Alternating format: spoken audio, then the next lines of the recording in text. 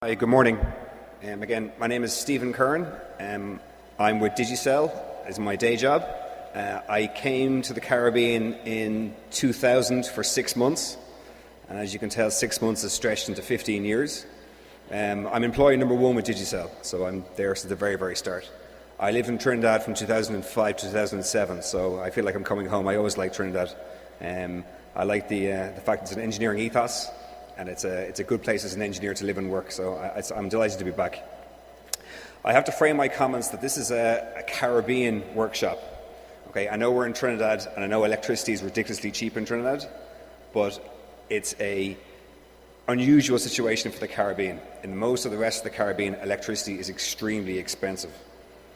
Okay, so we as engineers, this is not a countrywide, it's a region-wide and worldwide profession. So you could be called tomorrow to do a project in Guyana or Barbados or Trinidad or Haiti. So bear in mind that you're in a lucky situation here in Trinidad that doesn't exist in most other countries in the world. Someone once told me that Trinidad is the third cheapest place in the world for electricity. Okay, that's a pretty significant factor now. So with that in mind, we'll carry on. Electrical power is a large component of the operational expense of an airport. Okay. In the case of the airport in Jamaica, it's about $4 million per year. About 17% of their expenses. It's the second biggest expense after staff wages and salaries.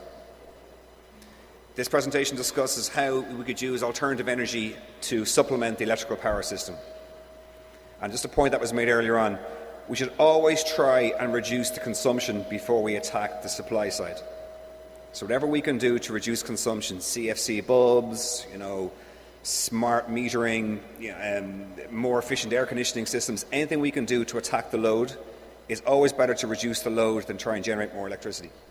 I heard a statistic last week that if you increase the set point of the thermostat in a data center, for example, by 1 degree, you can get a 5% decrease in electricity consumption. So I think we could all manage in this room with a 1% increase, a 1 degree increase with the set point of the air conditioning to save 5% of the energy. Okay, a small little background. Electricity is measured in units, kilowatt hours. Very simple. Electricity in Jamaica is 25 US cents per unit. In Florida, it's about 8 cents. The last time I checked Trinidad, it was about 6 cents for the industrial rate. I could be corrected on that now, but the last time I looked at the number was about 6 cents. So your electricity bill in Jamaica is 4 times higher than it is in Trinidad. Okay? The reason being that the main source for power generation in Jamaica is diesel fuel oil. It's about 93% fuel oil.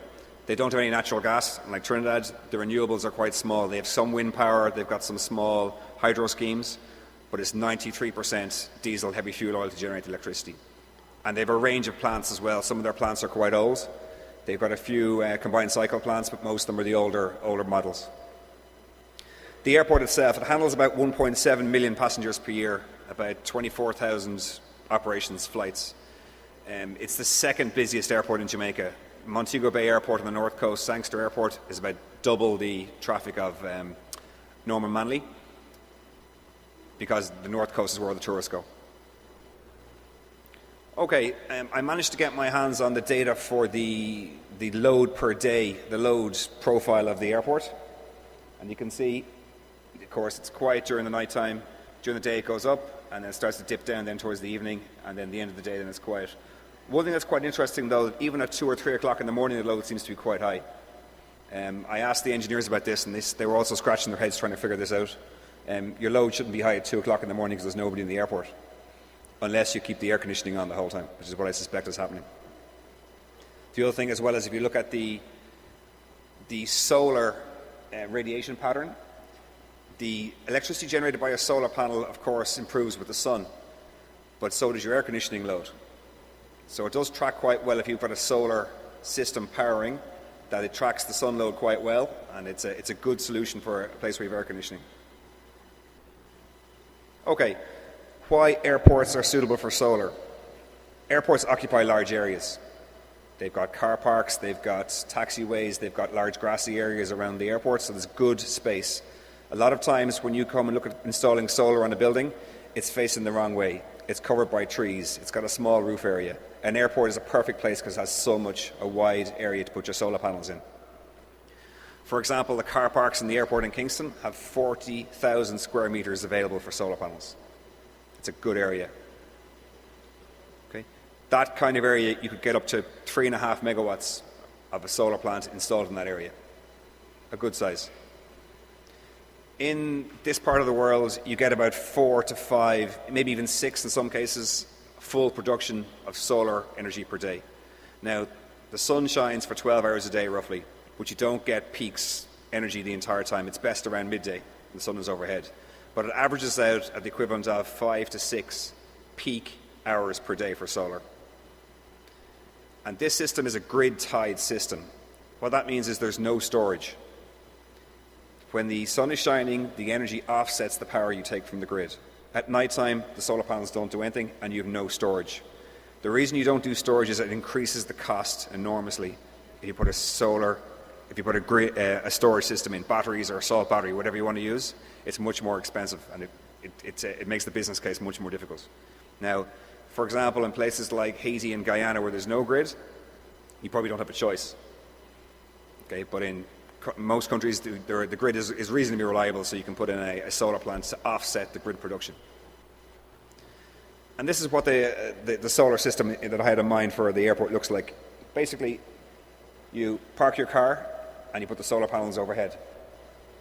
So there's no net loss in space. Maybe a small bit with the supports, but it keeps the cars cool. You know, it keeps the panels out of the way, and everybody's happy. You know, it's a very good use of space. It adds to the cost now. It's more expensive to put a frame structure in than put the panels on top of a roof, but it's much more efficient in terms of usage. And just a close-up then again, concrete supports, metal stanchions, and then a drain pipe here. You park the cars underneath. Okay, in terms of the business case, and again, this applies to Jamaica, different numbers for Trinidad. Won't be as favourable in Trinidad, but for Jamaica. With a 25-year lifespan, that's how long the solar panels will last if you look after them. They degrade at about 1% a year in terms of the energy production, which is not bad. You've got to go out every 6 months and wash them, take the grime off them, but other than that, you check the electrical connections, make sure they don't corrode, but there isn't much more maintenance besides that. In Jamaica, again, the grid tariff is 25 cents per unit, and what you allow in the business plan is you put 2 cents per unit aside for operations and maintenance. That's a pretty high figure. It shouldn't really cost you that much to maintain these panels, but it's there just in case.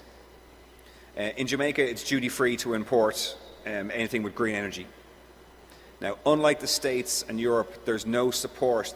The question was asked earlier on by the government minister about what schemes are in place. I'm not sure about Trinidad, but in Jamaica, you get a concession that you don't have to pay import duty and GCT on the equipment, but they won't give you a subsidy. So a business case for solar is very, very simple. Does it make money based on its own merits? There's no tax credit, there's nothing like that. It's just a simple, does the business case stand up? Again, I assumed a 5% energy inflation, which you could argue is against that because energy has actually dropped in Jamaica from 35 cents to 25 cents because the price of oil has come down. But will oil get any cheaper? Probably not. Who knows? If we knew that, we could all make a fortune in futures, but let's just say it's not going to get any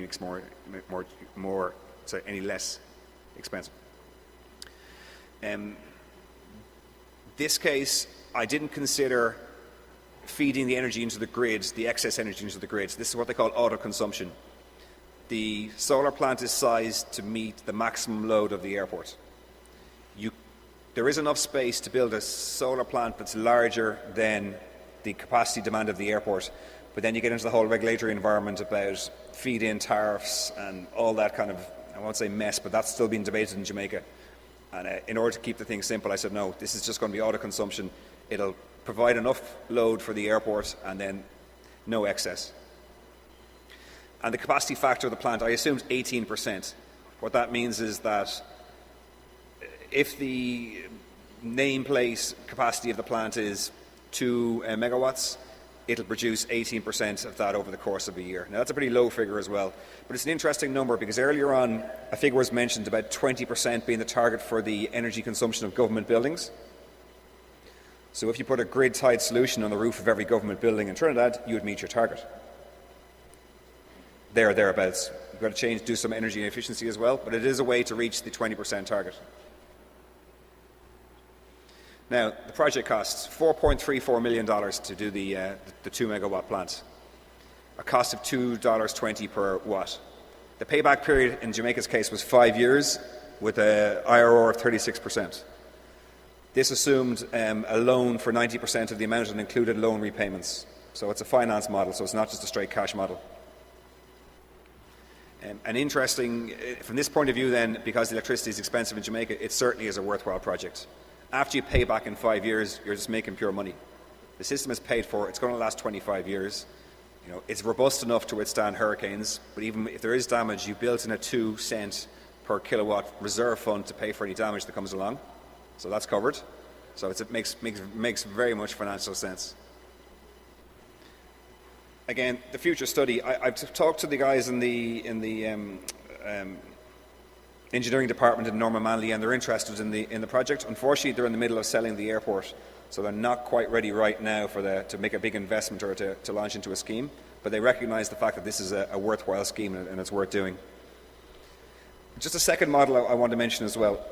There are cases where if you cannot afford the capital to build the plants, a third party will come in and build the plant for you, and they will sell you the energy in a power purchase agreement. Now, in Trinidad, where the grid is so cheap, it's not going to be very interesting for a power purchase guy to come in here. But in places where it's expensive, again, like Jamaica or Guyana, this is certainly is a very interesting, worthwhile. They'll typically sell you the energy at 25% below what the grid will charge you.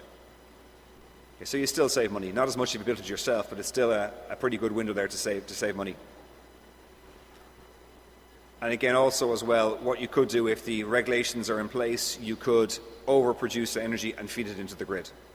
That happens in not most countries, happens in Europe quite a lot. Basically, your meter runs backwards. It's more complicated than that, but when you're putting energy into the grid, they're paying you. And also as well, because of the regulations in a lot of countries, they'll pay you more to give them energy than they'll sell it to you at, which is a subsidy, of course. But if you're paying 6 cents for electricity in Trinidad, that's been subsidised as well, so just a different form of subsidy. Also, the location of the airport in Trinidad is beside the sea. There's a very good sea breeze. Okay, so there's a great potential for wind turbines in the airport both airports in Jamaica. They're right beside the sea. Of course, you've got to be careful with the location because there's airplanes flying around. But if you site them in the right place, wind turbines is certainly another suitable alternative energy for Norman Manley Airport. Again, the wind turbine, there's a certain meters per second the site has to meet, and if it meets that, it's great for wind turbines. The other fantastic thing about airports for alternative energy is they have years of meteorological data, because the Met station is usually located at the airport. So all this stuff is very much data driven, but you can get the sunshine hours, the wind speeds, typically for 20 or 30 years. So an airport is a very good location for the alternative energy. A lot of times when we have these projects, the problem is you can't get your hands on the data. You've got to set up a little test plant there for 6 months, a year, to see what the wind speed is like or the sunshine hours are like. With an airport, it's brilliant because they have all this data already. It's inside in their records. Okay, so again, just the conclusions. When you plan any sort of solar scheme, whether it's for your house or for an office building or an airport, investigate how to reduce the load before you design the system. Mention it again. Attack the consumption side first. See what you can do to reduce the load. Your payback is better from reducing the load than it is by putting in alternative energy systems. Also as well, there's no cost for alternative energy for the fuel. I know this sounds like a strange thing to say, but solar is free and wind is free. And there's one thing accountants love, it's free. They don't have to look down the road and see what's the price of fuel going to be in a year's time, 2 years' time, 3 years' time. That's covered. That doesn't come into the business plan. It takes a lot of risk out of the plan, which is a great thing, again, what the accountants and the finance guys love. Also as well, building the solution on site means that you've got control over the plant. There are schemes in place where you could build a wind farm in the mountains a couple of kilometres away from the airport and then use the grid to feed into use the electrical grid in place and then take the energy back out again at the airport. But then again, you detach the production from where the load is. You've got another element in between which could fail. By having the power solution on site, you have control over it. And again, also I said, because you spend the capital, you've got a guaranteed price for the electrical energy into the future. Okay. So overall, solar for Jamaica or any place where the electricity is expensive, definitely worth doing. For Trinidad, you know, the airport is here, it has the space. If the government goal is to cut down 20% on the energy consumption, it's certainly a very viable method to do that. Business case will take a lot longer to pay back in Trinidad because of the cheap price of energy, but at the end of the day, the energy is cheap, somebody is paying for it. It's not free, it's still fossil fuels, and you know, will you get more money by exporting the oil to some other country than you will by burning it in Trinidad to generate electricity, which is better for your revenue. Okay, that's it.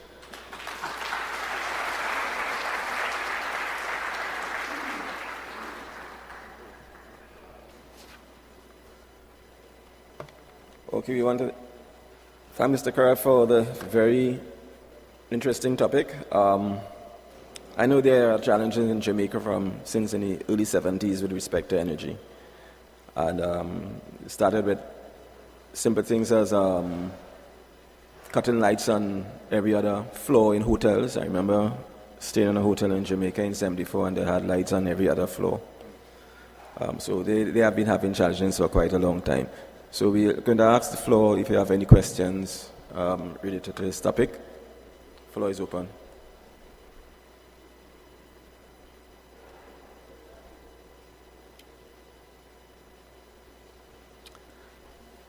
So that's perfectly clear, and you can all understand my thick Irish accent. That's the first time ever in a room full of people.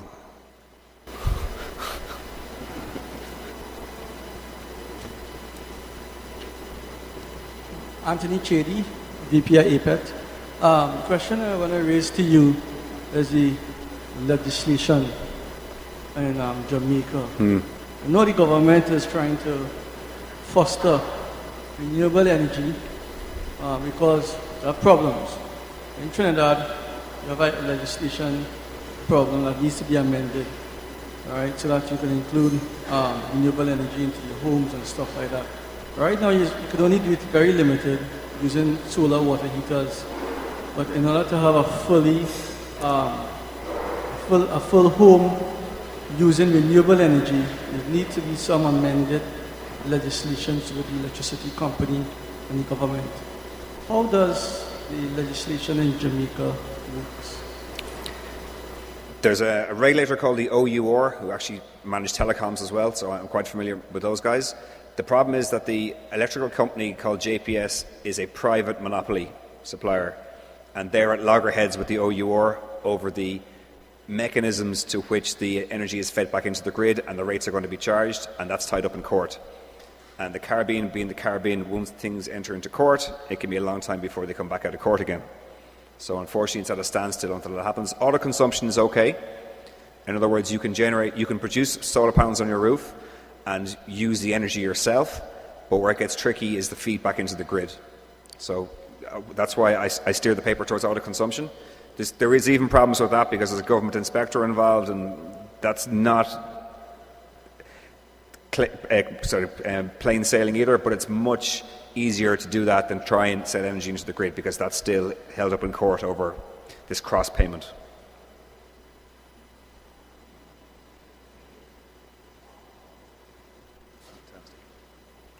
I think I saw someone else was trying to raise a question.